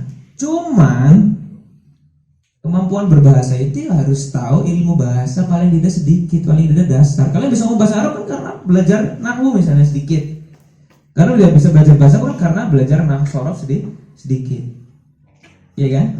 Jadi bagaimana caranya kita mendapatkan kemampuan bahasa? Kemampuan berbahasa berarti dengan cara muamalah terus dengan native speaker. Kalau pengen bisa cepat baca, kalian punya senior atau siapa yang tolong simakin saya baca. Ada orang ngomong kayak gini, tolong simakin. Itu kalau kalian kemampuan membacanya akan terasa. Kalau latihan menulis itu adalah proses terakhir dari seluruh kemampuan. Karena menulis itu kalau kamu udah ada isinya baru bisa nulis. Maka yang pertama adalah mendengar banyak, melihat tulisan banyak, kemudian baru berbicara banyak dan menulis banyak. Sampai ketika ada yang mengatakan penulis itu gimana? Penulis itu ya harus punya input isi banyak. Kalau nggak ada inputnya dia nggak bisa nulis sama sekali. Tuh. Jadi kemampuan berbahasa itu kalian latih sendiri. Salah satunya tadi dengan kamu amati setiap ada tulisan-tulisan bahasa Arab. Oh, caranya nyusun pengumuman begini ya. Oh, caranya begini itu begini ya. Oh, caranya bikin surat tuh begini. Ila akhirnya semuanya berhubungan dengan kemampuan berbahasa. Pengen lancar bahasanya, kamu latihan ngobrol sama sesama wafidin. Walaupun ngomongnya sulit-sulit sama Kalau saya pernah sulitnya itu gini. Ada kawan baru dari negara sebelah. Saya ngomong pakai bahasa Arab dong. Bahasa Arabnya terbatas. Ngomong bahasa Inggris nggak bisa. Ngomong bahasa Melayu nggak bisa. Langsung bingung, ngomong apa ya aku ya? Ya udahlah. Nah, kalau nggak bisa terus, kamu ngomong aja. Hada, summa hada. Mungkin paham gitu ya. Mungkin begitu. Jadi kemampuan berbahasa itu kalian asah sendiri. Menulis itu terakhir. Kalian input aja dulu. Kalian pengen ilmu bahasanya bisa, berarti kalian belajar ilmu bahasa. Kita banyak orang ulama di Indonesia, misalnya pintar ilmu bahasanya sampai punya kitab tafsir, nggak pernah ke luar negeri. Tapi kemampuan berbahasanya nggak sehebat itu. Dia bisa nulis lah, paling tidak para masyarakat itu bisa nulis. Tapi untuk ngomong, untuk listening masih agak, aduh, mau apa ini? Iya, nggak apa-apa, itu bukan aib. Tapi mereka siapa yang bisa kita tanya untuk tafsir misalnya? Siapa yang bisa kita tanya untuk istimbat hukum? Ya, bisa yang ilmu bahasanya ngerti. Kalau pinter berbahasa itu para penterjemah misalnya. Tapi penterjemah umum, karena penterjemah jangan kalian bebankan kepada anak-anak bahasa saja. Karena kalau kamu menerjemahkannya ilmu fikih, orang bahasa nggak pernah baca fikih misalnya, istilahnya beda, gimana? Jadi kalau terjemah itu umum, jadi setiap fakultas harus bisa menerjemah sendiri-sendiri karena setiap fan ilmu punya istilahnya masing-masing. Itu ya. Ada juga yang pintar tadi misalnya, ada komentator bola, nggak bisa kita tanyain fikih, kita tanyain ini berarti apa istimbat hukumnya, nggak bisa. Gitu ya. Kawan-kawan di sini di Mesir itu berpotensi bisa dua-duanya. Kalau ada pun yang nggak bisa kemampuan berbahasa, berarti dia memang malas untuk bisa berbahasa. Karena potensinya besar. Kalau misalkan 1 tahun belum bisa, enggak Pak, 1 tahun saya juga dulu amnya nggak terlalu lancar. Saya baru lancar tahun 3 atau 4 gitu loh. Ya, tapi karena saya ngomong, aduh pusing banget tuh amnya. Tapi begitu lama kelamaan akhirnya bolong sendiri, ngerti. Ya sedikit-sedikit juga sih, nggak tahu semuanya. Bahasa kan seperti itu. Berbahasa itu adalah meniru, paling tidak awal mulanya adalah meniru. Begitu. Jadi kawan-kawan, kesempatan di Mesir ini gunakan sebaik-baiknya untuk menguasai ilmu bahasa dan berbahasa di tahun-tahun awal. Biar setelahnya itu kalau lagi ada ijazahan kitab ini, masa itu kan baca doang. Kamu yang nggak ngerti mufradat gimana? Datang kayak nggak datang, cuma dapat ijazah doang. Habis itu di Indonesia ngajar baca doang, ya kan? Makanya para ulama bilang penting banget kamu ilmu dulu, baru yang namanya ijazah. Seperti Syekh Yasin Fadani, muridnya Syekh Said Mamdu yang ada di Tabah itu sering mengatakan Syekh Yasin Fadani itu punya sanad banyak banget, jadi sampai dijuluki sebagai musnidul dunia. Beliau sebelumnya udah belajar ilmu-ilmu dulu, sehingga ketika nanti minta sanad dia udah bisa baca sendiri hadisnya, sudah bisa nyarahin sendiri, sudah bisa na'lik sendiri, ilmunya sudah ada semua alatnya. Begitu. Jadi sanad itu ya penting, tapi sebenarnya lebih penting itu adalah kalian kaidah-kaidahnya. Kalian ada misalnya pelajaran-pelajaran yang seharusnya dijelaskan. Nahwu, ternyata nahwu saya ada pembacaan nahwu 1 hari dengan bisanad al-muttasil. Jangan mau ikut. Nahwu itu buat dipelajari, bukan cuma dibaca doang, di sana-sanadin doang, enggak, dipelajari. Enggak, pengen belajar nahwu ya yang harus dijelaskan detail.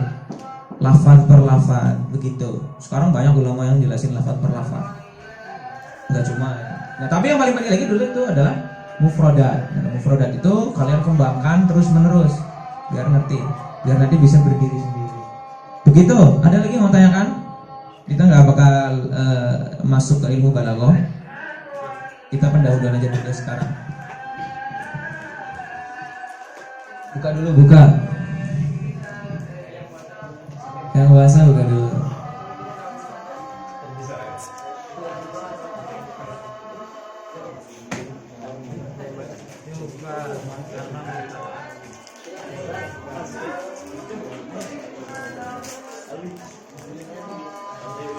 Yang orang Tangerang, Bekasi, Jakarta, Depok, itu Bogor minum.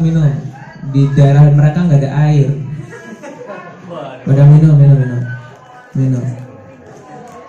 Iya kan? Mana tadi yang dari Jakarta? Dari Tangerang mana tadi? Depok. Tangerang. Jakarta. Jackson. Ada nggak? Ada air nggak? Waduh, bohong itu. Sampai tumpah di jalan. Berani sumpah nggak?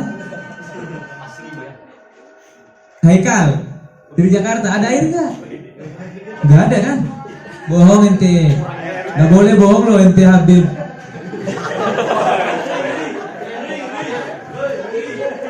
Nggak ada kan? Adanya air. Iya kan? Iya, air. Air kan? Beli air nih. Nggak ada air. Jokes bapak-bapak banget ya. Aduh.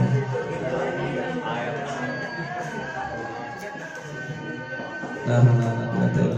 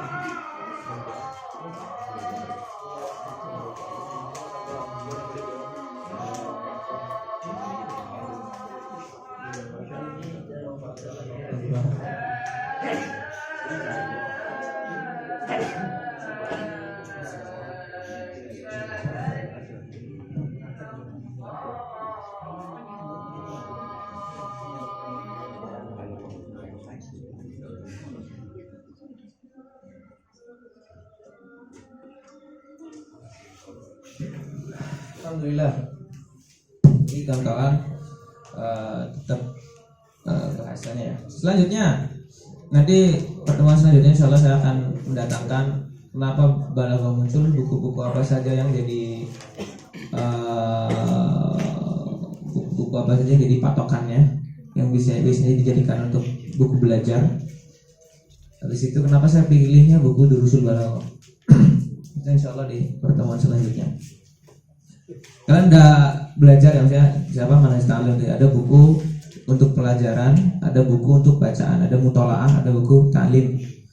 Di buku ta'lim di Balaghah itu banyak, tapi kenapa saya milih Durusul Balaghah nanti insya Allah akan saya jelaskan di pertemuan selanjutnya.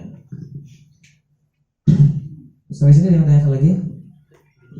Cara kita pakai cara siapa? Kita pakai matan aja. Kita pakai matan. Makanya saya kemarin bilang, tapi kalau kalian beli Husnul Siyaghah ini buku Durusul Balaghah itu buku anak SMP di Mesir dulu. Buku anak SMP di Mesir dulu. Dia dipakai di SMP, nanti di pembukaannya di situ buku SMP. Kemudian disyarah oleh banyak orang. Karena buku ini selain dipakai di Mesir, ternyata dipakai juga di Saudi. Pada zaman Syekh Yasin Padani masih hidup. Dipakai juga di India. Yang di India salah satu ulamanya bikin syarah.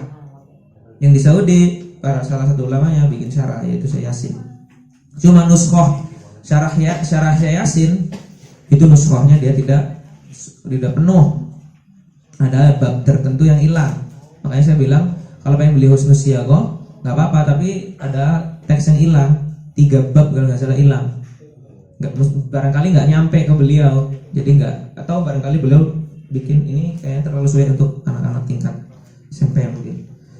Tapi yang paling lengkap adalah yang Syumusul Baro'ah atau yang Durusul Balaghah yang matan. Enggak, kayak saya bilang yang Durusul Balaghah yang matan aja. Gitu. Ilmu balaghah itu nanti pentingnya adalah kawan-kawan yang mau jadi mufasir, kawan-kawan yang mau istimbat hukum, itu penting banget dalam ilmu bahasa. Ilmu yang mewah, karena bukan lagi belajar salah atau benar, tapi mana yang lebih tepat, mana yang tidak. Cara berkomunikasi juga bisa diambil dari ilmu balaghah ini. Begitu. Ada lagi yang mau ditanyakan? Kalau yang dimaksud ilmu gramatika itu gimana? Ilmu gramatika itu sorof dan morfologi dan sintaks. Gramatika itu cuma belajar mana yang benar, mana yang salah.